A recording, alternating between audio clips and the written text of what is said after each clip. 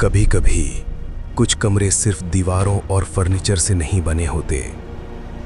कुछ कमरों में यादें रहती हैं और कुछ में इंतज़ार। आज की कहानी है एक ऐसे गेस्ट हाउस की जहां कमरा नंबर 217 में जो भी रुका वो सुबह तक सामान्य नहीं रहा, क्योंकि वहां कोई आपको बाहर से नहीं अंदर से बुलाता है।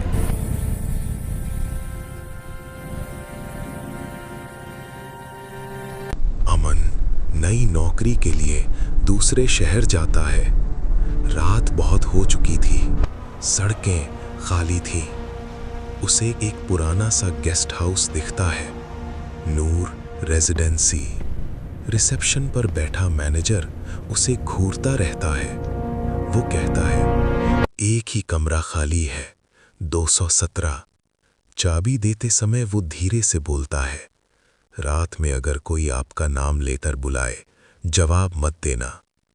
अमन इसे मजाक समझकर हंस देता है।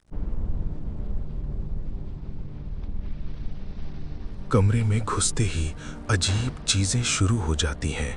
कमरे में ठंड अचानक बढ़ जाती है। पंखा बंद होने के बाद भी घूमता रहता है। दीवार से खटखटाने की आवाज आती है। रात के 2 बजे कोई धीरे से उसका नाम पुकारता है, अमन। वो घबरा कर उठता है। कमरे में कोई नहीं, लेकिन आवाज फिर आती है, इस बार उसके पीछे से। अमन शीशे के सामने जाता है। उसे अपने पीछे एक धुंधली परछाई दिखती है।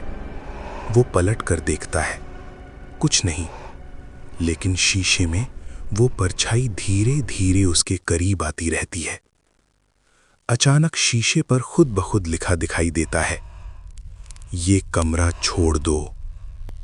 लाइट झपकने लगती है। डर कर अमन नीचे जाता है। मैनेजर सच बताता है, कई साल पहले इसी कमरे में एक व्यक्ति अचानक गायब हो गया था। उसका शरीर कभी नहीं मिला, लेकिन तब से वो अपनी जगह किसी और को देना चाहता है। जो उसकी आवाज का जवाब देता है वो वापस नहीं जाता। सुबह स्टाफ कमरे का दरवाजा तोड़ता है। अमन बेहोश पड़ा मिलता है, लेकिन असली डर तब हुआ कमरे में लगे कैमरे की रिकॉर्डिंग में दिखा अमन पूरी रात शीशे के सामने खड़ा था और किसी अदृश्य चीज से बात कर रहा था। रिकॉर्डिंग के आखिरी सेकंड में उसकी आवाज बदल जाती है और वो कहता है, अब अगला कौन आएगा। आज भी नूर रेजिडेंसी का कमरा 217 खुला है, और अगर कभी रात में कोई आपका नाम पुकारे तो याद रखना, शायद वो आपको बुला नहीं रहा, आपकी जगह लेने आया है।